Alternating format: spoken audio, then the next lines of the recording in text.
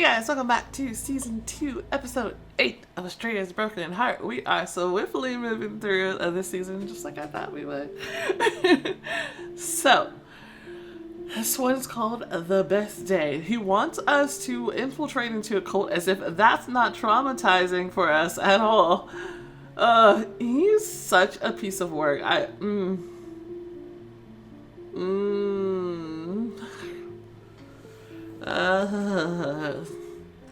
He was the one I disliked the most.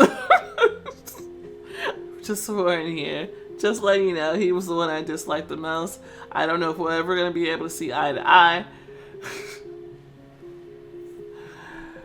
Oh. But here we go. Warning. This episode contains violent scenes and descriptions of death. Please read on with caution.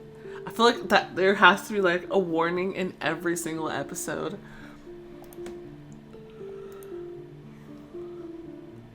Furious' words hung in the air. Think you can handle that, Melody? You know that I'm gonna have trouble with that. You know that I'm gonna suffer mentally through that. And you're just a piece of crap. For a moment, she was transported back to her childhood so vividly that her heart sank. The world began to rapidly lose its color. Okay. And it's almost like against their whole mission. If you know that her soul is on the battle between the beast can use it sometimes to get in, why would you put her in a position that puts her back into that mindset where it makes it more likely for the beast to get in again? Like, what kind of sense does that make? It's just stupid. Like, he's too busy playing games and all the rest of these people's lives are on the line and, but he doesn't give a shit, so, The intricate pattern on the marble's floor vanished along with the gold in Solomons' hair and the playful sparkle of the crystal chandelier above her head. Everything was overtaken by a nauseating, chilling sense of restraint. Melody instinctively forced a smile, the same one she used in her old world. It was familiar, and she knew exactly how to survive in it. I can handle it. I can handle anything. Mikael admired her composure. She reminded him of a soldier willing to trample on her own feelings, ready to go against her fears, desires, and past. She reminded him of himself. Melody glanced at Somnus. Did he dig through my mind after all? Did he find my most painful memories? The slight pang of disappointment surprised rather than hurt her. Did I really think there was anything human about him? If they don't worship the beast, I don't see the point of going there. What matters is that I see the point. No, it doesn't. The corner of Mikael's mouth twitched. Everyone in the room noticed. There was silence. Somnus slowly tilted his head, keeping his gaze fixed on the Archangel. Now Melody couldn't shake the feeling that Mikael's patience was wearing thin, and she could swear that everyone in the room was thinking the same thing.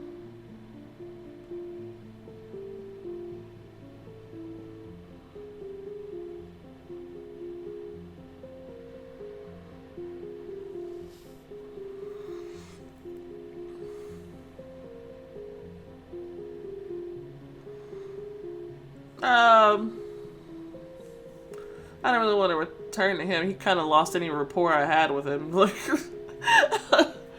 I don't know. Oh, I don't know. Yeah, I kind of feel used on that grounds too. I'm sure we can deal with the cult quickly. They're just humans after all. Mikael didn't respond, but Melody noticed his gaze softened just a bit. In that case, I'll accompany my subordinates. As you wish. Somnus snapped out of his trance, turning his gaze to the opening door. David and Cassiel stepped inside. They both tensed as they read the room. Are we in for something interesting? Get ready for an assignment. The demons exchanged glances but chose not to ask any other questions. Leave one of them with us. Take your pick. Mikael's tone was even, as if he genuinely didn't care who stayed. But Melody had a strong feeling she knew exactly who they would choose. We'll take David. Where to? Simple question enraged Furius. How about you get your ass under control? Like, you're enraged? You are? Shocking.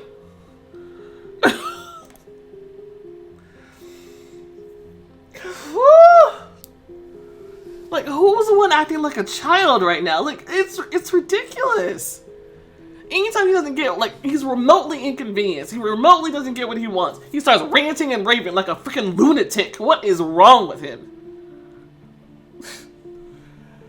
Melody bit her tongue, but the smile directed only at her was worth it. Mikael told his team that he expected everyone involved to be in his office in an hour. He was the first to leave. Melody moved to follow Furius and Cassiel, but a soft whispering voice coiled around her like a snare, refusing to let her go. No, Melody. You stay for a moment too. Once all the unnecessary witnesses had left, Somnus continued. I want to discuss your little escapades with David. Melody couldn't understand why this honor was being given to this particular demon. Some kind of personal grudge? It definitely seems personal. Like, they can't keep their feelings out of it, so now they're just using any power that they have to just act like little immature little... I don't know. But it's annoying. It's like, seriously, get over it. Like, how old are you? Let it go. I won't bring this up again. Good. Because I'm done listening. Unexpectedly, Somnus spoke a bit more softly. I believe you're far from stupid, Melody. Think carefully about if it's worth it. He gave her a strange smile as a farewell, then left them alone. I'm so confused. You have a good relationship with Somnus, so he left you alone with you. They're implying that he would not have? Oh my gosh. How childish. Oh man. Those two make me want to smack them, I swear. Especially Furious. Goodness gosh. David immediately came closer. He leaned toward her ear and whispered softly. I bet he's standing right outside the door, eavesdropping. Mother leaned in toward him, but paused near his lips. Then we shouldn't provoke him, right? We shouldn't. David contradicted his own words and kissed her. He was teasingly cautious, as if he was really afraid that they might be overheard. Now I'll have to ask for permission every time I want to touch you. His hand slid to her waist, his fingers traced her curves, gliding down her hips. And now I'm afraid to even dream of kissing you. After another foolish remark, David's tongue met hers. The passionate kiss didn't last long, but it was enough to make her want to ignore everything Somnus had said. David pulled away. He tucked a loose strand of her hair behind her ear to hide any trace of their fiery desire. Go, Melody. And come back soon. I will. As she walked out of the living room, Melody turned back for a final glance. She met David's gaze. Only an idiot would fail to see how little he cares about anything Somnus says. But thankfully, the superior was no longer in the hallway. She had an hour to prepare. She decided not to waste it on empty worries. I won't be alone this time, and that changes everything. Her preparations were interrupted by a bundle that hadn't been on her bed earlier that morning. Is David up to his tricks again?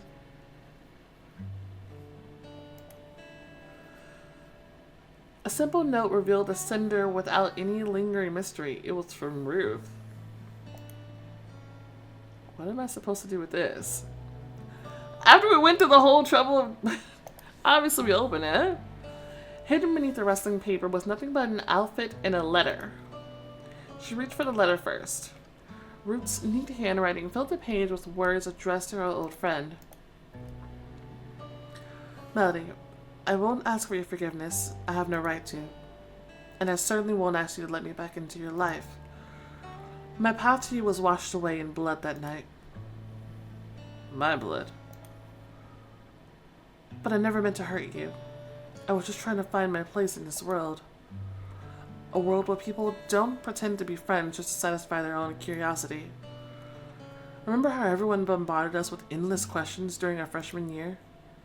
Our favorite books, songs, subjects. Remember how they hid their real questions behind those meaningless words? Did only the leader of the community sleep with us, or was it anyone who wanted to? How old were we when it first happened? Were we deprived of food? Did anyone die from beatings behind the walls? Who owned us? And were we treated like objects? They craved the gory details. They hoped for them, longed to hear them in depth. They wished that all of that had really happened to us, so that classes would stop being boring. And the moment I said I belonged only to God, the moment I admitted that no one had touched me, their curiosity and desire for friendship would vanish. Only mockery and scorn remained. I am not a monster, Melody, nor am I a victim. But the world only sees me in these roles because that's what it wants. And I can't change that. Malik says you're happy at Astrea. I believe him. I'm glad you found a home. But please don't think of me anymore, Melody. I'm not worth it. Think instead of yourself and your own fate. Imagine how deep and dark the pit we dug for ourselves was when we turned away from his light. I will pray for you, Melody, as I always have, even if my God goes by a different name than yours. Melody only realized she had clenched her jaw too tightly when her teeth began to ache. Cowardly fool. Couldn't she find the courage to hear my voice in response? Melody glanced at the other part of the bundle.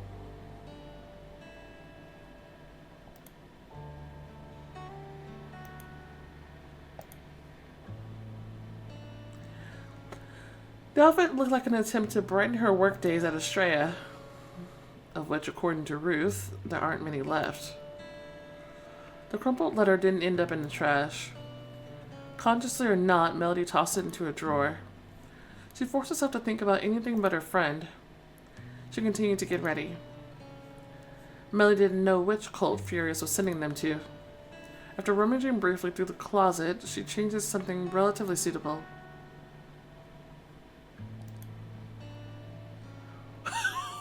What is that?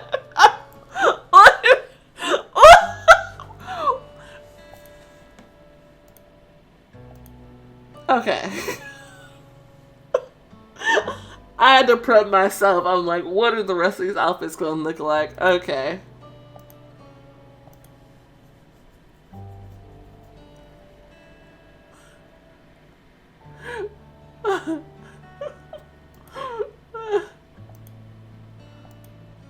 Oh boy, that looks like her mom's outfit.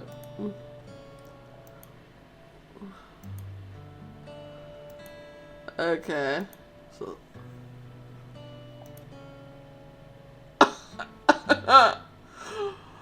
that's interesting. Certainly interesting. Alright. Okay. Alright, I'm fine. Alright. We're good. I like this outfit though. I think mostly I'm probably gonna go with this one because I'm about to switch over to Mikael, so I'm probably gonna switch over to this one and do that one. But I'm gonna wear this one in here. Okay, let's see what the hair is looking like.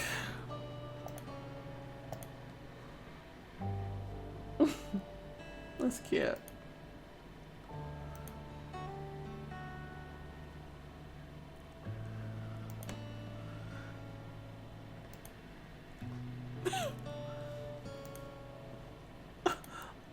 Why the hair is so big? I just want to put the scarf on. It's cute.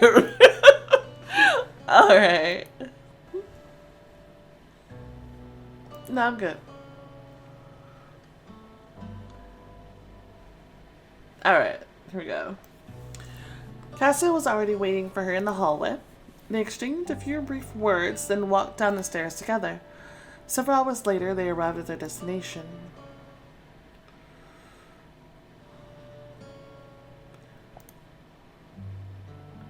This time, there was no need for to check the address or ask for directions. The path was paved by a human stream that flowed unevenly toward a common goal. Her colleagues entered it like a river, and the current swallowed up the newcomers. Faces surrounded them on all sides, desperate, inspired, lost in thought. Melody strained her ears to try to pick out something meaningful from the noise. A name, a purpose, rules, anything that might tell them what they were up against. But only questions grew around them. People were trying to figure out what awaited them too. They don't even know who they're moving toward?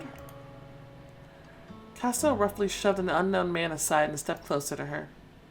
Stay close, Melody. Mikael led the way. The human stream parted as if sensing the Archangel's power. They spoke to the guards at their main entrance.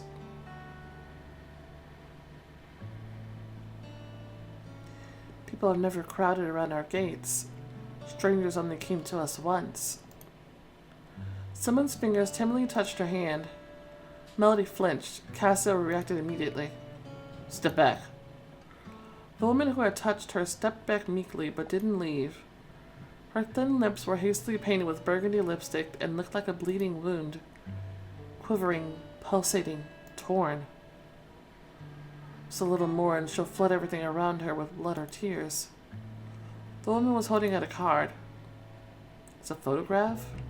Is she looking for someone inside? You're going in there, right? Her weary voice only confirmed Millie's suspicions. The woman was exhausted and desperate. Loose strands of her hair and dark circles under her eyes showed that she'd been waiting for news for days. Melody extended her hand.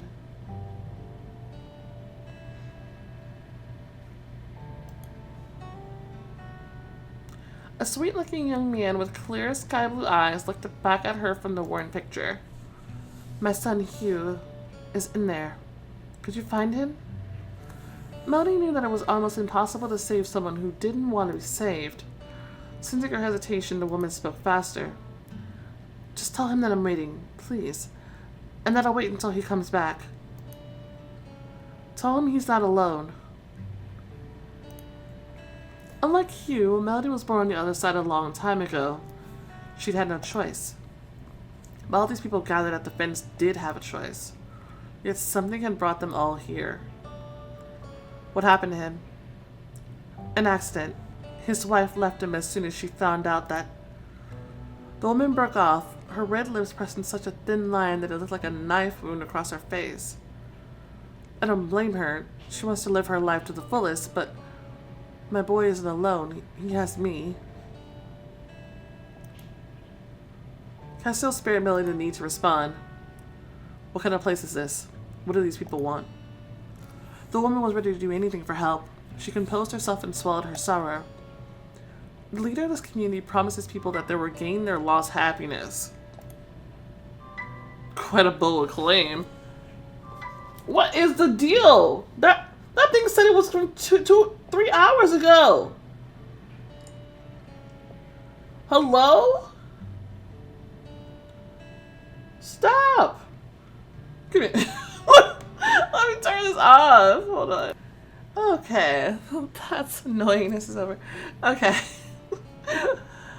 Okay. So let's go from the top, I guess. I think it's probably one of those. Yeah, it looks like one of those where maybe you get to answer all your questions. But that's the most important one I want to know. I don't know who put him up to it. He was never a believer. He just left me a note and went away. I had no idea there was a community like this around here.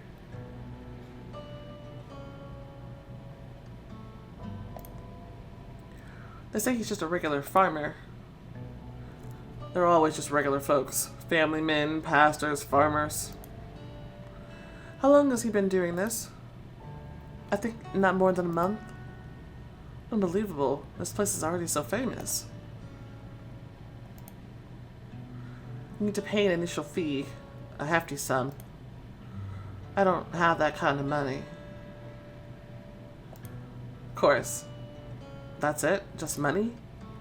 Yes. Even relatives can enter if they pay. But no one has come out yet. Melody tried to give the picture back to the woman, but the woman clasped the evaluator's hands as if in prayer. Please, speak to him. At least try to bring him back. I'm begging you. I doubt I'll even be able to find him.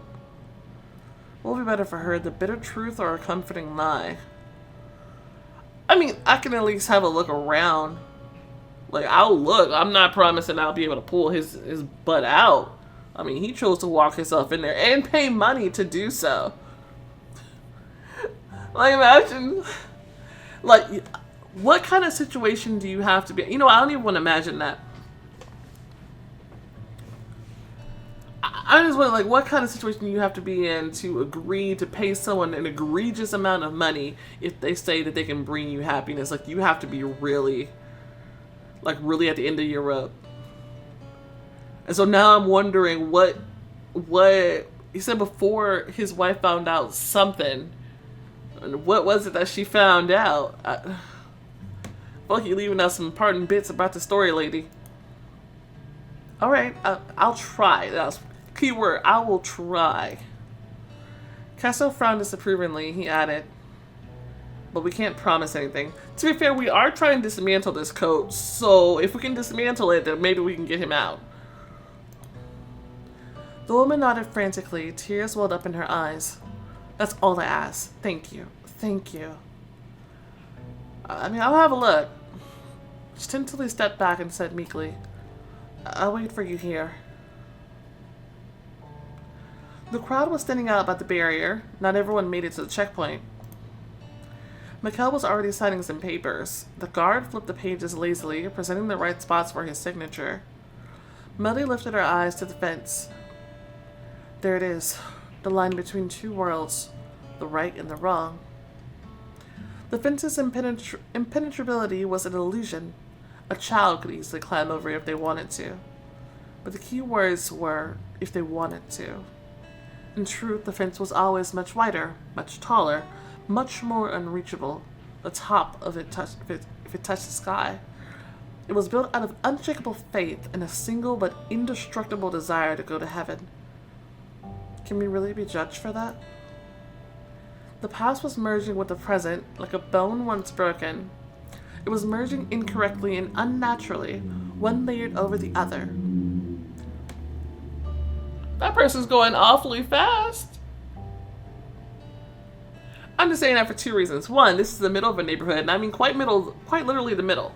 Okay? And then two, we're going through a winter storm right now, so the ground is icy and frozen over. He needs to be careful. Anyway, now the bone will ache and throb. Are you ready, Melody? Melody had been staring at the gate for too long. Speaking of, I have my freaking heater on. I don't know if y'all have been able to hear that. Her silence made her companions uneasy. I am. I turned that off, my leg immediately felt cold. I'm just imagining it though. I can also feel the heater and on in my house. For a moment, she truly believed that she was returning home.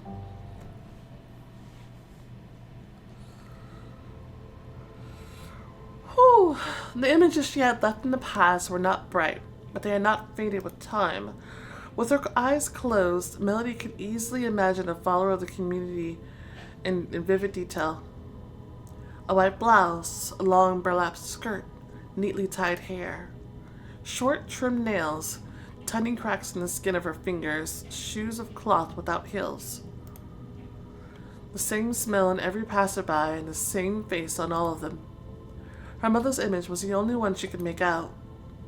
Like everyone else, Melody had learned to keep her head down and never look up from the moment she could walk.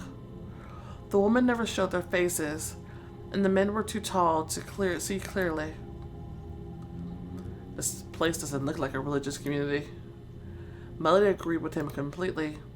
There was colorful chaos here. Melody remembered how dizzy this chaos had made her the first day she stepped outside the walls. The unfamiliar world sped by outside the car window. Noisy, bright, terrifying. The social worker had tried to cram everything Melody had missed in her years of confinement into her head in a few hours.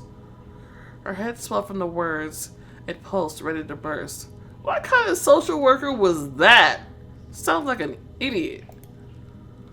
The professional mask of sympathy didn't soften the truth that spilled from the woman's mouth. Everything's gonna be alright now, the social worker muttered, and Melody couldn't hold it any longer. She threw up. Getting out of the car and hiding behind the walls of the orphanage felt like true relief that day. Silence was out of the question, but the colors stopped being so harsh. Melody looked around.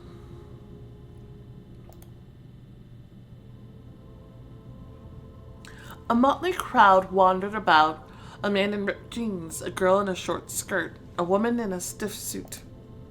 A man bumped into Cassiel but paid him no mind. He strode on with a blissful smile on his face. This looks like a poorly run asylum.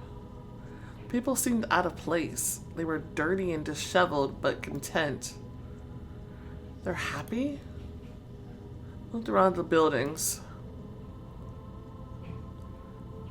What's up with the security?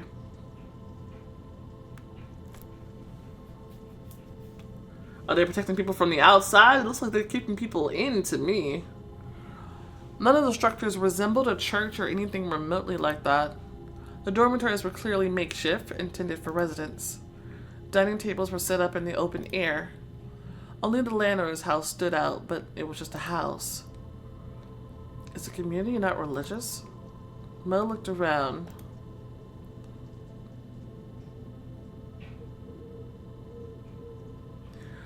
Two unarmed but stern-faced men stood on the narrow path leading deeper into the yard. From time to time, they would gently push the inhabitants away and direct them to the other side. The residents behaved like drowsy flies. They smiled stupidly and obeyed sluggishly. They're drugged up. It's like they're under some kind of influence. This is definitely not a religious community. The only explanation that came to mind was frighteningly simple. It feels like the people here have been drugged. It was hard to fathom how someone could run such an operation so openly. These people are clearly not in their right mind. We have yet to find out what exactly has clouded their senses.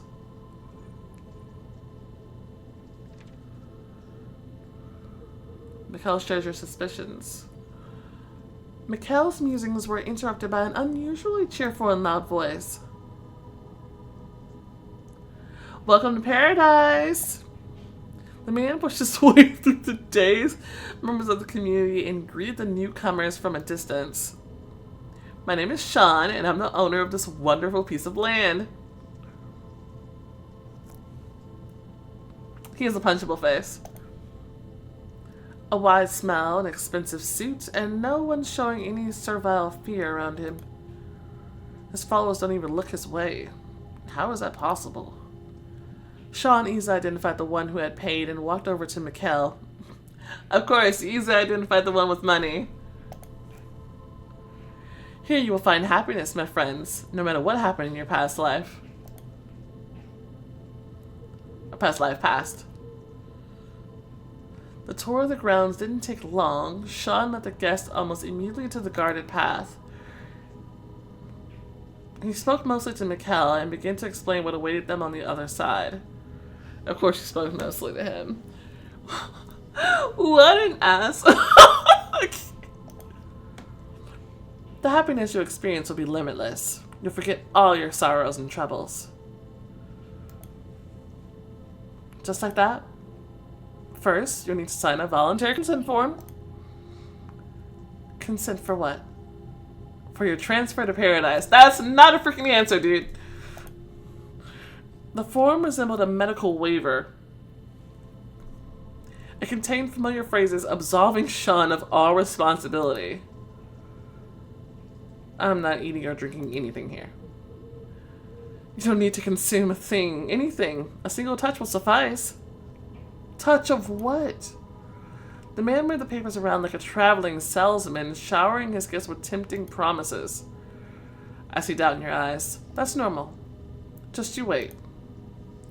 Sean scanned the crowd, looking for a live example of the indescribable bliss he was selling.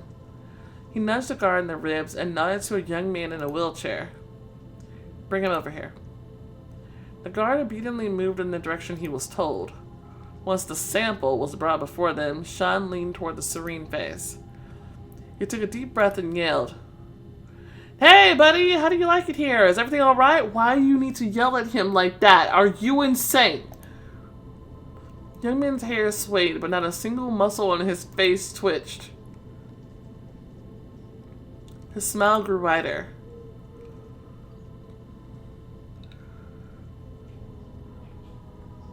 Wait, was he in some sort of accident and he was paralyzed and then his wife left him?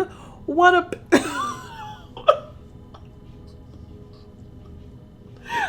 I shouldn't judge her. I don't know what happened. Seems kind of like that's what happened, though. I'm just saying. Could be something else going on, though, so I'll reserve judgment. It's such a joy to be here with you, to look into your eyes, to hear your laughter.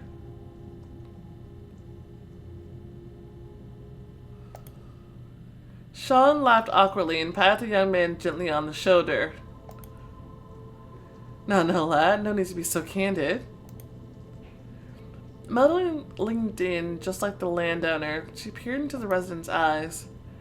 His gaze slowly shifted toward her, as if covered by a thin film. It took a moment, but Melody recognized the young man from the picture. Why did it take so long, buddy? I think it's Hugh. Tell him about his mother. Not here!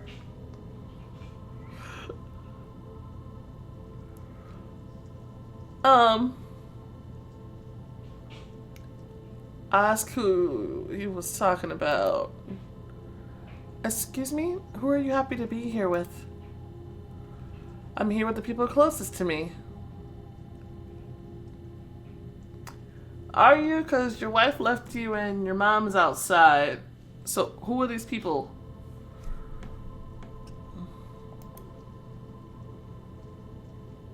But you only known them for less than a month. Sometimes that's enough, so what do you say? Maybe we're ready to get Filoni and a police squad down here. We're ready to sign the remaining papers. You didn't have to say it twice. That's it. No turning back, folks. What does that mean? You should be, once you find happiness, you can leave at any time. That's weird. Like, what do you get out of feeding these people? I don't understand what's in this for him. Besides the money, once he got them here, but like, then he just has a bunch of people that he has to take care of? Or does he not have to take care of them?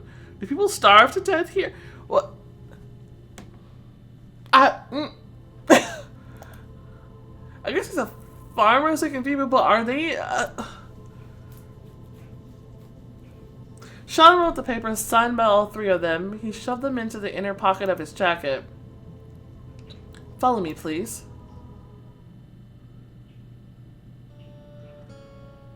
The brick-paved path led them to a tall block of stone. The spacious area revealed much more than the owner of the land did. First, it showed how many followers the strange cult had. There are at least 50 of them. People strolled under the overcast sky and lay on the damp grass, dreaming of something personal.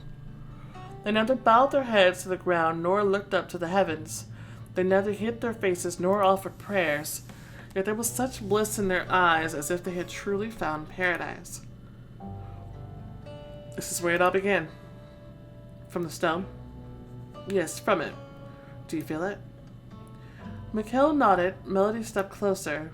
The smooth surface vaguely resembled marble. It was hard to figure out what type of stone or mineral it was. The strange inclusions resembled thin white threads, appeared and disappeared.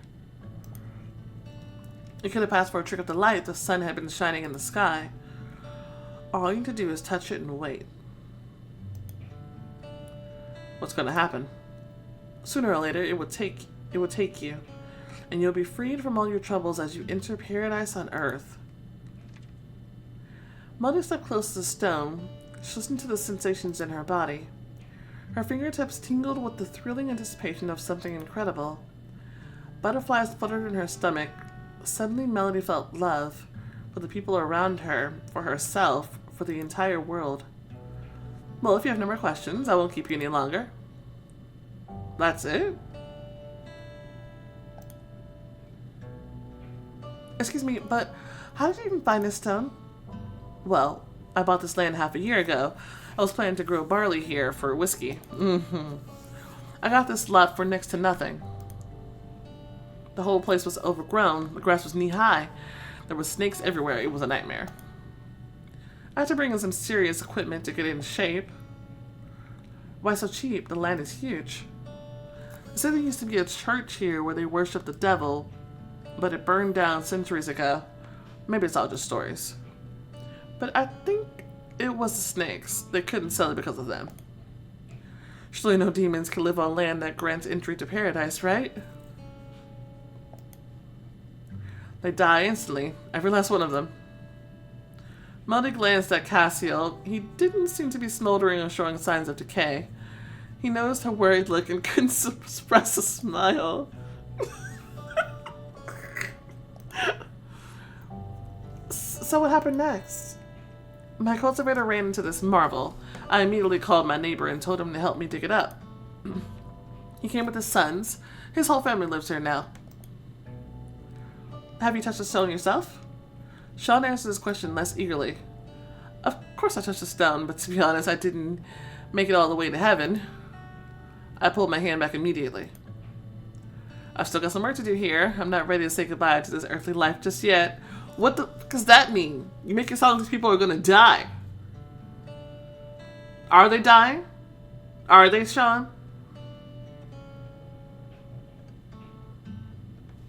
That's suspicious as heck. Well, why don't you believe in your own product? Why don't you believe in what you're selling? They never really do they? I mean, who are all these people? Mostly the unfortunate, the desperate. The young man you talked to, he's had a tough break. He was an athlete before the accident. Oh, Lord. It's not looking good for the wife. Hold on. His wife left him, took the kids. Yeah. That's what I thought. She probably took the money, too. What? She probably was only with him because he was an athlete. And then once he lost that, she took him for everything he had, and all he had left was nothing. And that's why his mom was like, he's not alone.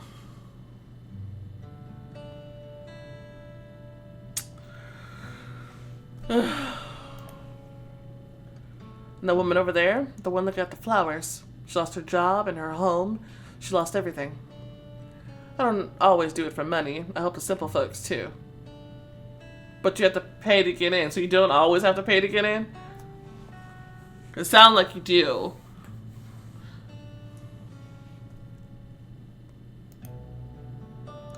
I see.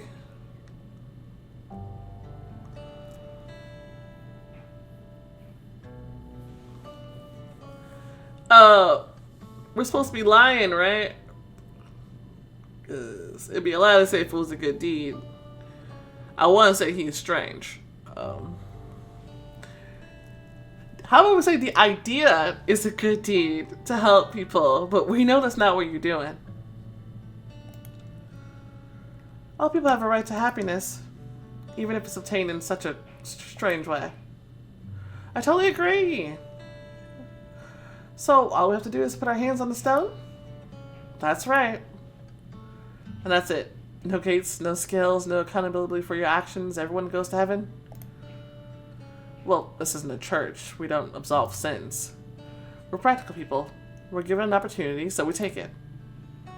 Mikael's full attention was focused on the stone. He wasn't even listening to our conversation with Sean. Well, thank you for escorting us. If you need me, I'll be at the main entrance, welcoming the next lucky ones. Melody approached the Archangel. This feels more like a resort than a cult. Is Furius mocking me? I don't think he knew what was happening here either, but this is certainly no ordinary place. Does stone really take people to heaven? Like, isn't they touch it, lose their minds for a while, starve to death, and then die and go to heaven? An ordinary living person cannot go to heaven. And even if there were teleportation, a mortal will remain here. Only an immortal will be transported. So artifacts affect immortals and mortals differently. In most cases. Should we check how the stone affects me and you? Perhaps. Cassiel raised a skeptical eyebrow. Is it safe? I won't lose sight of her. The stone looks like a shard from the Stairway of Atonement.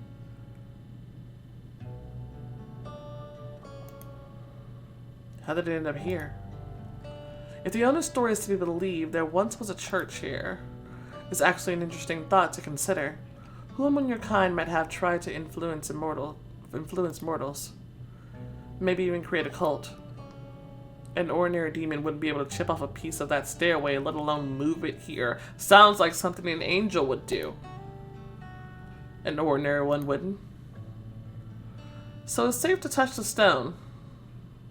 Why did you immediately assume that it was a demon who brought it here? I don't like that, Mikael. You show more than once you being a little bit on the side that I don't like. Only with me. That way you definitely won't get lost. But you said we wouldn't be transported anywhere. Judging by the residents here, a mortal's physical body remains. But where their mind wanders, we're about to find out. You can put your hand on it. Her fingers obediently touched the cold surface. Mikael's hand covered hers gently but firmly. A light charge ran through her skin, either from the mineral or from his cool touch. Melody closed her eyes and felt a strange calm fill her body.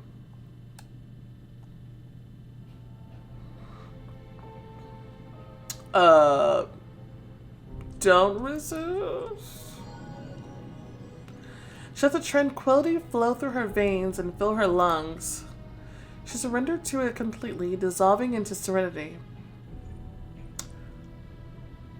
What happens if you resist it? It might be skepticism, but like, isn't it gonna like mess with the process? Is it kind of like how it happens when you try to fight anesthesia when you're going under? Because I did that. It was painful. All of her problems became distant and insignificant. The beast was no more important than a coffee stain on the table from her morning cup. That's actually a problem. She could simply turn a blind eye to it. The darkness was warm and the coffee stain vanished.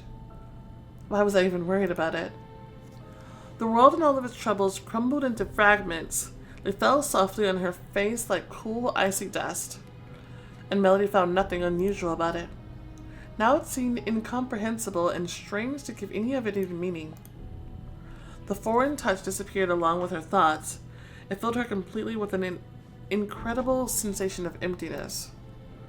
A blank slate, as if there had been nothing before and there would be nothing after. Today felt like the first day of her life. Bliss. Something magical was beginning to form in the darkness. Melody trembled with anticipation. She followed the gentle voice and forgot everything else. A warm hand covered her eyelids with tender care, but just to be sure, Melody didn't open her eyes. She didn't want to ruin the surprise by peeking. A door creaked open next to her ear. The sound made her heart beat even faster. There's a step here, Melody. Melody obediently lifted her foot higher. She carefully tapped the ground with her toe, then slowly put her whole foot down. The ground felt smooth and slightly slippery. Careful, honey. Now open your eyes.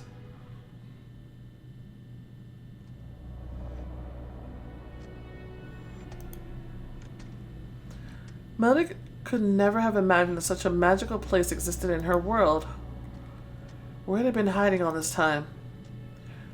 The air was filled with scent of freshly cut wood, greenery, and damp earth. Melody took a deep, greedy breath. There was no incense, no mustiness, no wax, just simple, understandable smells. You'll be working here now, and Adam will help your father in the library. The glass walls on both sides were covered in greenery.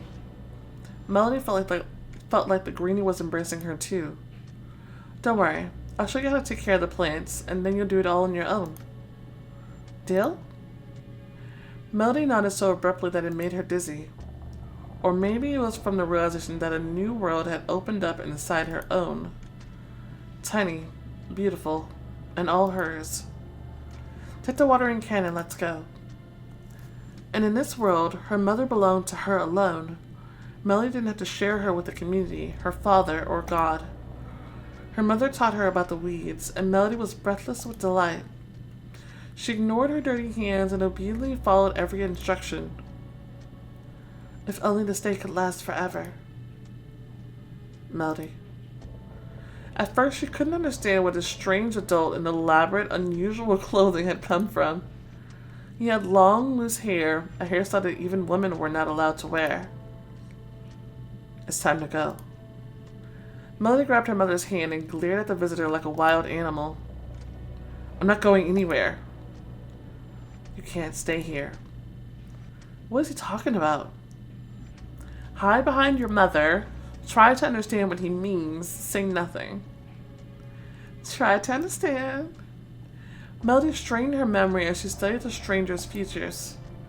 And suddenly it all seemed like a familiar dream. A long-forgotten, distant dream. Melody, you've already lived this day many times. It repeats over and over, and it will never end. That's the power of the stone you touch. It traps you in your best memory. All this is your past. You are no longer a child. The realization hit her like a train. Melody slowly turned to her mother, who met her adult daughter's gaze with a sad, detached smile. Her eyes were dull, her head tilted like a puppet that had finished its performance. Mikael held out his hands. Let's go. We need to get out of here. Her mind was still wrestling with the fantasy, but her body reacted instinctively. As soon as their fingers touched, the greenhouse disappeared in darkness. Then Mikael brought her to another familiar place.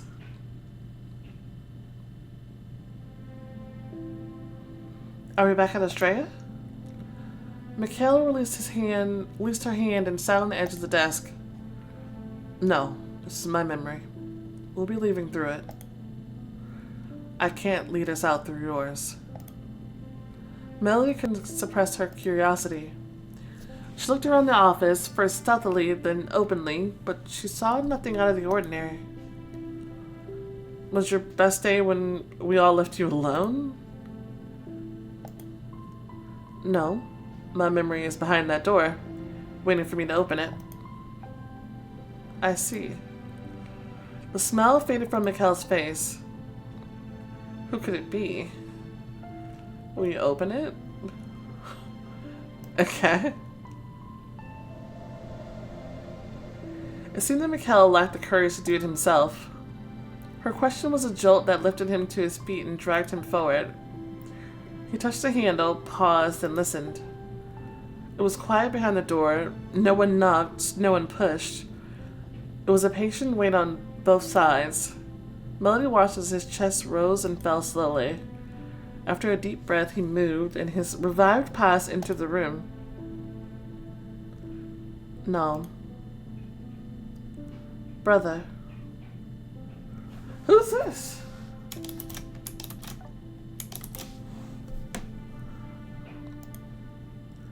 Melody couldn't take her eyes off the guest who had entered. It was hard to tell what impressed her more, his snow-white wings or his angelic features. He looked strikingly similar to Mikael, but something fundamental set them apart. Youthful mischief shone in his blue eyes. A rebellious spirit was evident in his tousled hair. You haven't changed at all here on Earth. Where are your wrinkles? Mikael smiled, and indeed, wrinkles appeared at the corners of his eyes. I rarely leave these walls. The young man showed the main difference between them. Without hesitation or restraint, he hugged his brother tightly. He squeezed so hard that Mikael had to pat him on the back just to catch his breath. You rarely leave these walls, huh? All the excitement passes you by. And you're throwing yourself into the thick of things as usual. Nalm didn't reply, but the playful twinkle in his eyes confirmed Mikael's guess. Where have you been for so long? I was afraid your adventures had led you to an early grave. No. Nalm held his brother by his shoulders, radiating happiness. And this light melted the ice that had become a familiar armor for his stern boss. I've been opening my eyes, Mikael. I used to think I had as much time as I wanted, and I forgot about it. But then I realized the truth. And you came to me? I came for you. Here you see even less than the mortals you settled among. Chef, I put you in a cage like a pet. You don't even know what's happening in our vast world.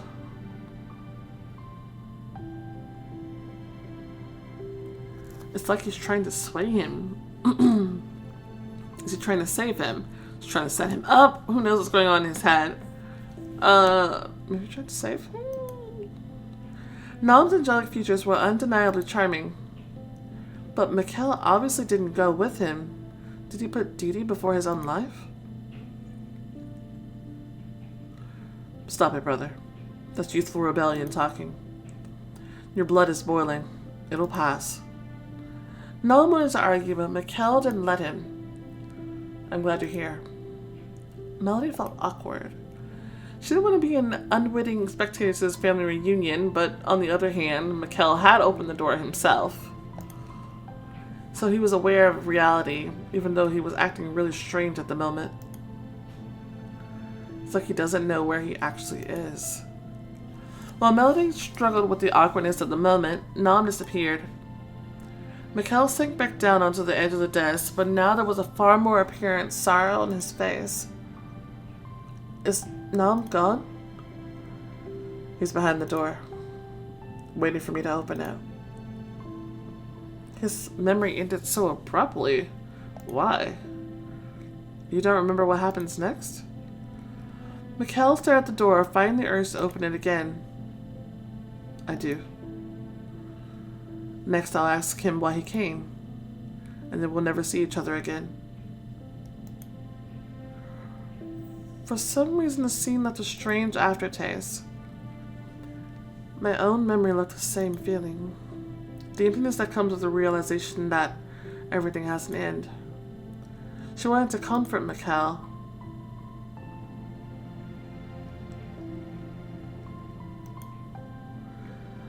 But Melody didn't dare to twist the knife in his wound. So everything here is just a fantasy? Melody tried to figure out exactly what was going on. And we're standing next to the stone like those poor souls? You are, yes. So your theory was right. It's a shard from that stairway. Of atonement. That's right. Melody held back the questions that were bursting out of her, but this time Mikael was happy to satisfy her curiosity. The stairway is our God's gift to hell and its residents. Whoever ascends it from start to finish will purify their soul and be forgiven.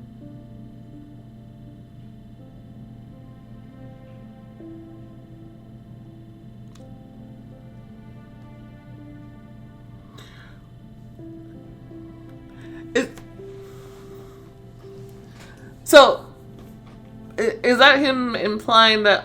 Wait, okay. Hold on. And to do that, they need to relive the best day of their life? They must go through their entire life, step by step. And each step is harder than the one before. From the best day to the worst. Not everyone can overcome what torments them throughout their life. The few who dare to accept this trial rarely make it to the end. They are held back by their mistakes and their losses, their own pain, and the pain they caused others. A cycle they relive over and over again.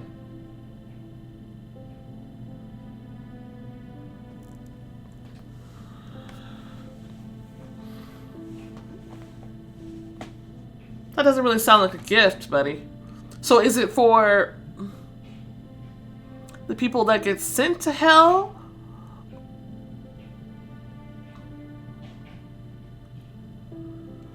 Or the demons. I'm guessing maybe those people are sent to hell, I suppose. So we all got lucky with our first step? I don't think it's a fortunate coincidence. Melody imagined hell, the massive stairway, and the beings trapped on it. Can people who end up in hell still earn forgiveness? They can. Are you thinking about your mother? Melody nodded, but Mikael didn't delve into the subject. Time flows differently here. It's likely that no more than a second has passed in reality. But we shouldn't stay too long anyway. This world holds so many secrets. The thought alone took her breath away. She wanted to grab everything it had to offer. Are there many places like this in your world? Like what, Melody? Where the laws of my world don't apply. Mikael stood up but didn't approach the door this time. Quite a few, I'd say. And this place is not the most extraordinary of them. Can you tell me about any others? Mikael paused before thinking. There's an island called Snowy Valley with an icy mountain so high that you can't see its peak. It's so cold there that even time freezes. The laws of space don't apply. Have you been there? I haven't had the chance, but they say it's particularly beautiful in the eternal ice. Is that the place where Lucifer always goes? Or was that on Earth somewhere? I'd love to visit. Mikael made no promises. Instead, he held out his hand. Yeah, I mean, I don't even know how you would even get to heaven, lady. Are you ready? Melody touched his fingers and felt a sudden sense of awe. A wild thought crept into her mind. This is where we can be alone, without the prejudices that the outside world imposes on us. This is just a fantasy, nothing more. So, we're safely hidden from prying eyes here. It's just you and me here. We're locked in my memory. Mikael clearly understood where she was going with this, but he wasn't in a hurry to play along. He waited to see what she would do next. Both had temporarily put aside thoughts of going back. There's no beast here, no Furius or Somnus. They want to make you lose your temper with their nonsense. Do I lose my temper often? Never. But I feel like you're on the verge of losing your composure for good. And then we'll all be in trouble. Is that so? Melody felt his direct gaze on her. It lingered on her lips, her neck. Emotions need an outlet, Mikael. You need to relax, at least sometimes. His gaze went lower. It lingered on her chest for just a moment, but in that instant, Melody forgot to breathe. It's just a fantasy. I'm not even really here. A fantasy we'll both remember. One shared between us. You can stay in this room. Melody stepped cautiously closer. She stood directly in front of him, within arm's reach. Here, you're not our strict boss, and I'm not your subordinate. We don't have to hide behind masks. Her blatant provocation was beginning to amuse him. You're so eager to tear this mask off me, Melody. You might not like what you see underneath. I will. The confidence in her voice made him smile. How am I supposed to relax? We're in my office. Everything here reminds me of work, of your unmanageable colleagues, of the rules. Have you never wanted to break them? Is there not a single unfulfilled desire in his office that goes against the rules? He didn't need to search his memory. The desire had long been on the surface. It would timidly remind him of his existence. Other times it would fill all his thoughts. And now it was standing right in front of him, in the flesh. There is one unbearable desire. It arose not so long ago, but it seems to have taken complete control of me. We're in a fantasy. It's the perfect time to make it come true. Mikael obeyed, and for the first time his own submission brought him such pleasure. He reached for her and she didn't pull away. His fingers lightly touched the delicate skin of her face and lingered on her chin. My desire will not come true without your consent. It took great effort for her to maintain her composure. Consent. You've always had it. So it doesn't matter exactly what I want. I'm ready to give you even more. Her bold and permissive words drove him wild. He wanted to really indulge himself, but more than that, he wanted to savor this pleasure slowly. Mikael had promised himself that he would not get carried away, so that nothing in this world would distract him from his goal. But that promise vanished with a single touch of her soft lips. He found them quickly and without hesitation. Mikael had always been so measured in his movements. This time he showed a different side. Passionate, greedy, there's the word again, impulsive. He tasted her and immediately craved more, the tip of his tongue pressed against her lips. Melody parted her lips obediently. There's that word again. A lot of obedience. The sensations were so vivid that a worry crept into her mind. What if someone walks in on us? Mikael swept away her fear of being caught with a broad motion of his hand.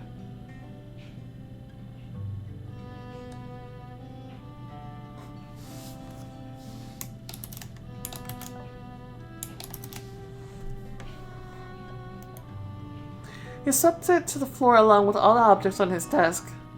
He wanted to see only her on its smooth surface. Melody hadn't even noticed how she ended up on the cool wood. How his legs got caught between her thighs. How his cool hands slid up to her chest. She was engulfed in emotion and couldn't keep up with everything that was happening. His restrained nature gave way to genuine passion.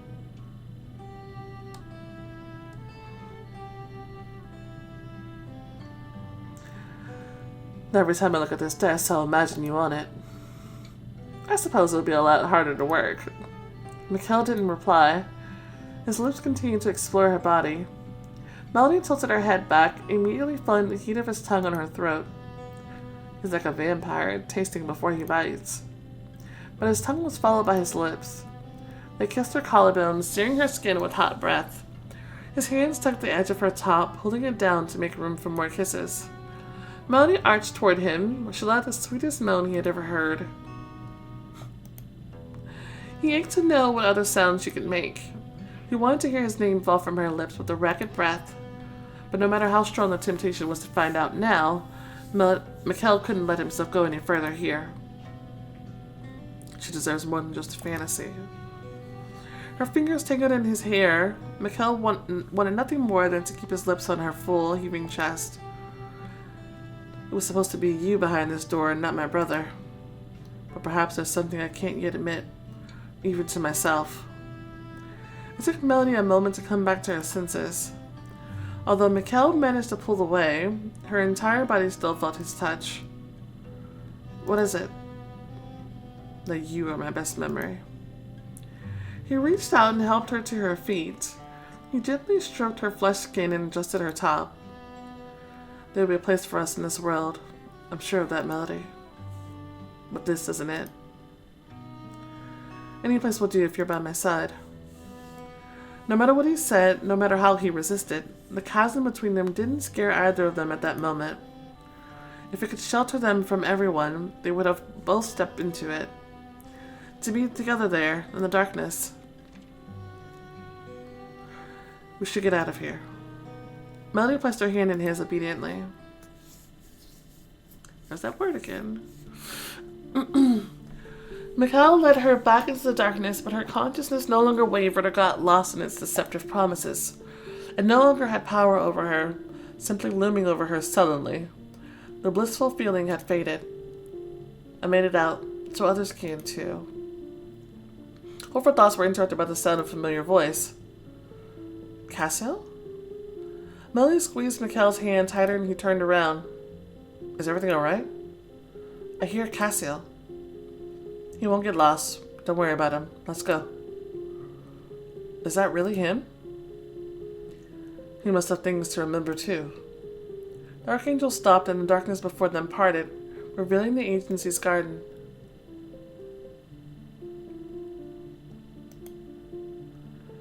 You can hurry him up if you want. I'll wait. The temptation was strong, but the desire not to get lost in this warped reality was even stronger.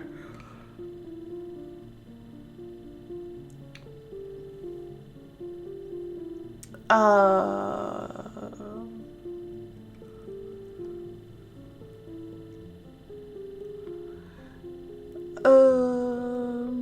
Okay, I'm gonna click it. Like, is there like a friendship mode in there? It's not romantic, is it?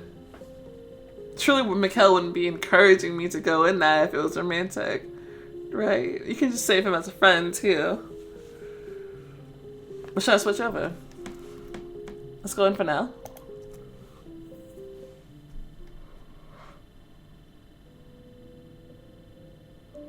Melody let go of Mikael's hand when her feet touched the soft grass of the garden. The archangel didn't follow her, but she had no time to feel alone. Cassiel was right there.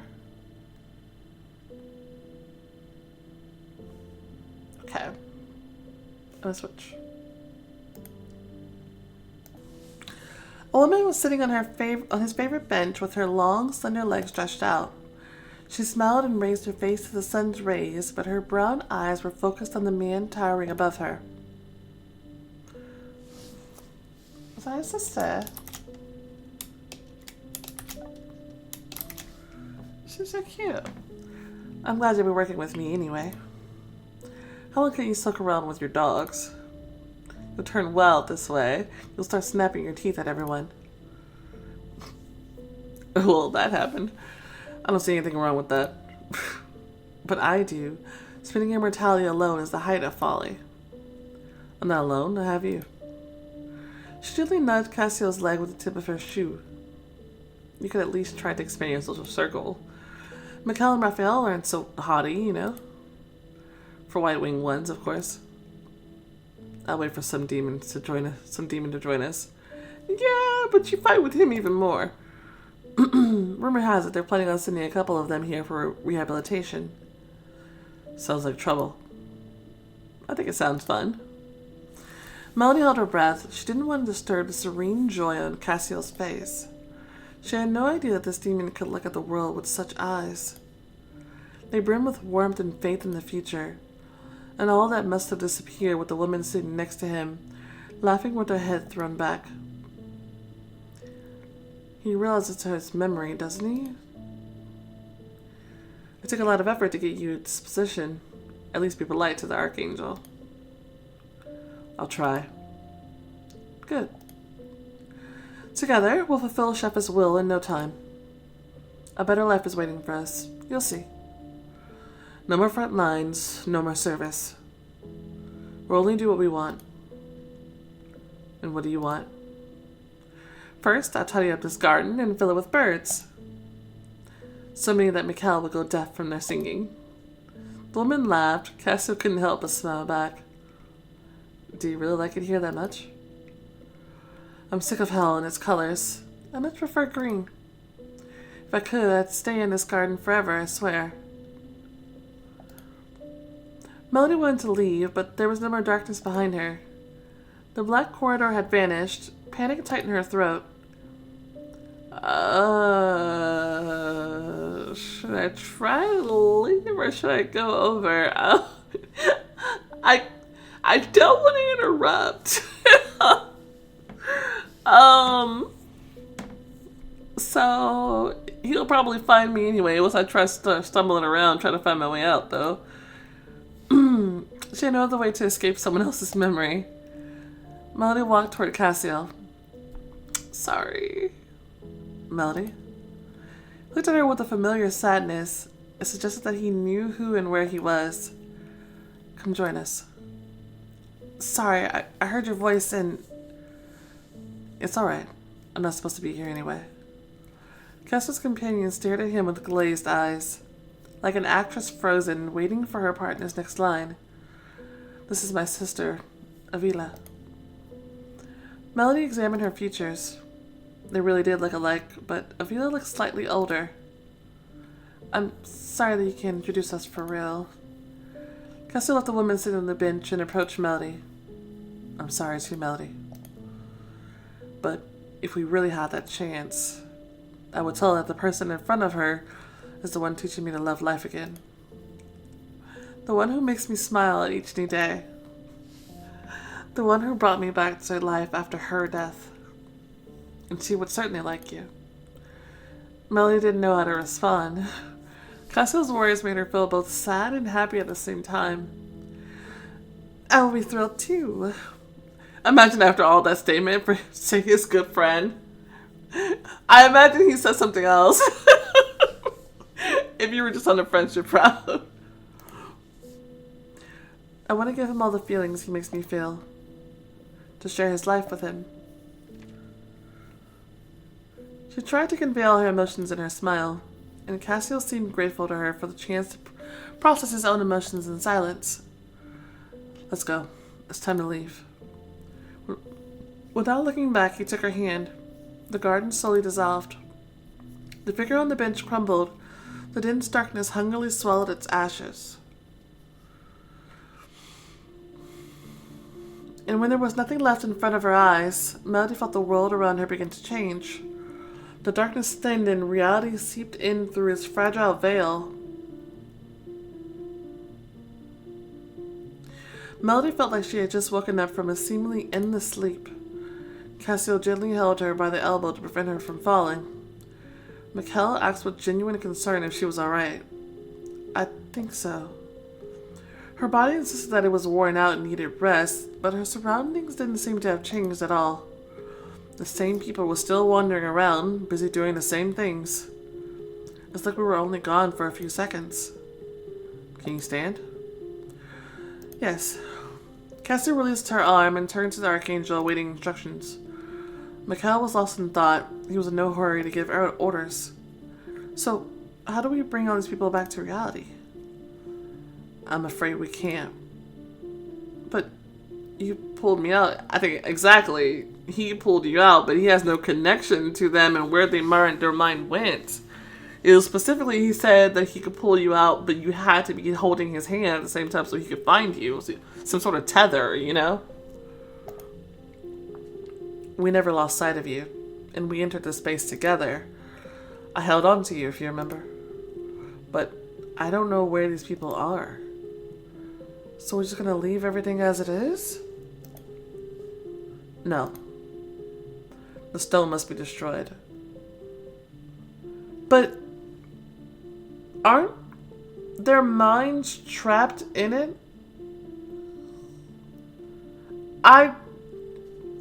If it was so easy for them, their minds to snap back out of it if that was destroyed, then I think that you would have tried to do that first without hesitation. Destroyed? What about the people? What will happen to them? They will lose their final connection to their physical shells, which will cease to function. Their souls will remain forever trapped in that one day. But that's murder.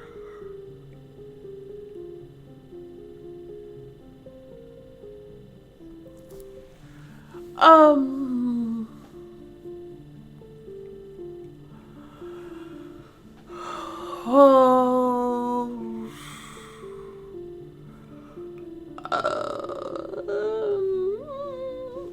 I don't know what the right thing to say here. This sounds like it's a question, but it sounds slightly accusatory. I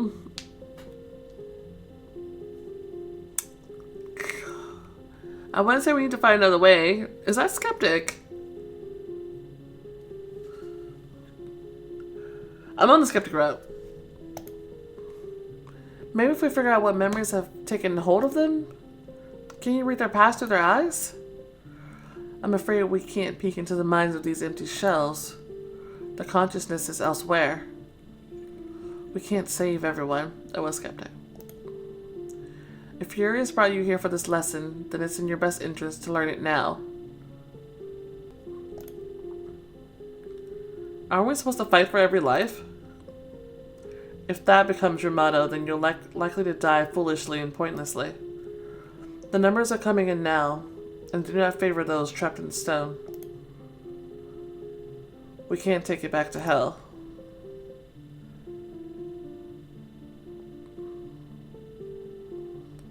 He's not gonna do that.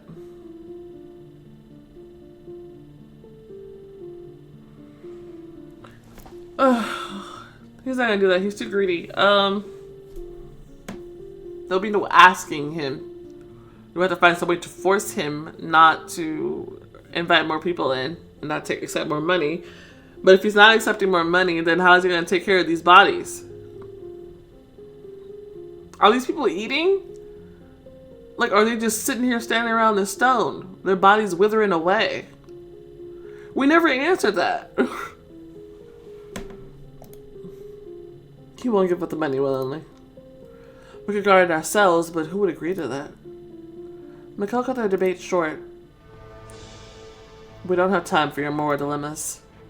You can sort them out later at Astrea. Mikael continued, his voice quiet but firm. I have made this decision. Let your conscience remain clear. The sting will make no difference to mine. Mikael's eyes filled with white light. Melody instinctively stepped back. The lives of a dozen weigh less than those of 100, Melody. A white glow pulsed in the Archangel's outstretched hand. Thin streams of light flowed through the air and enveloped the stone. There was no bang, no explosion. The stone simply crumbled to dust, and with it crumbled the people's chance for salvation.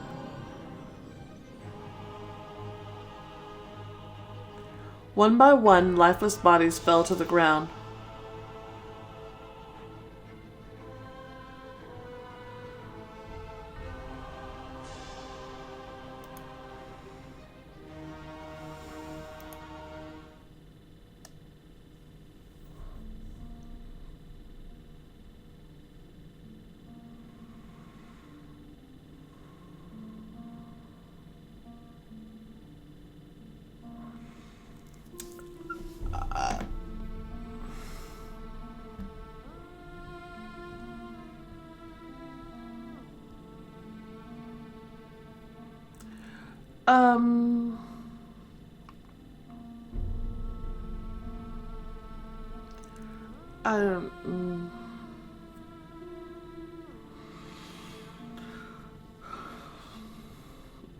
I don't. I don't even know. I don't know what to make of that one.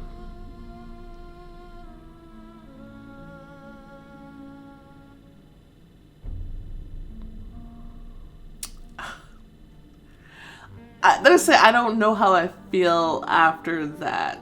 I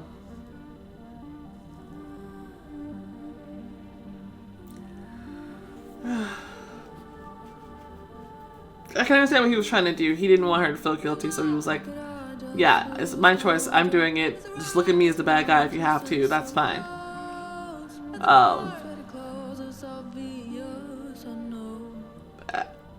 I can't think of any other thing that they could have done in that situation.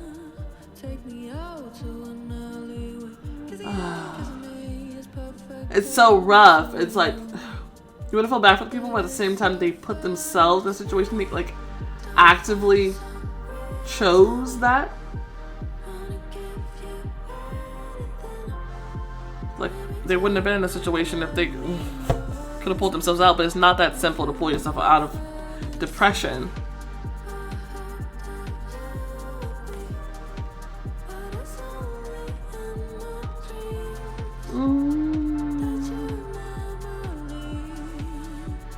There's nothing else to be done. Like, and they don't have time to sit there and watch it, because our goal is not to watch the stone, it's to defeat the beast. And once the beast is defeated, they're gonna get back to their lives anyway. They can't stay here. And then what? You know, and if we just left the stone, if we decide to just walk away from the situation, then more and more people are going to be trapped inside that stone, which eventually would have had to been dealt with. Or not, and they would just have more and more people stuck in there. Not just in hell, but the people on Earth.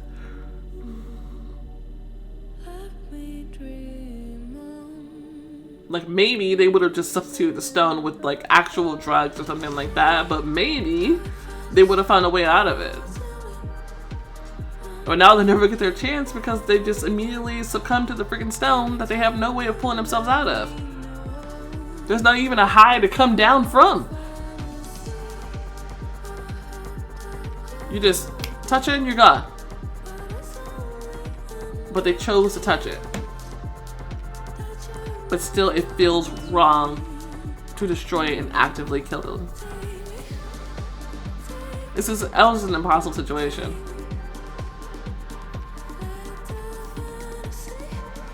But the moral of the story here is Furius is an asshole. Alright, I'm gonna go ahead and leave this part right here. Thank you guys so much for watching, and I'll see you next time. Bye!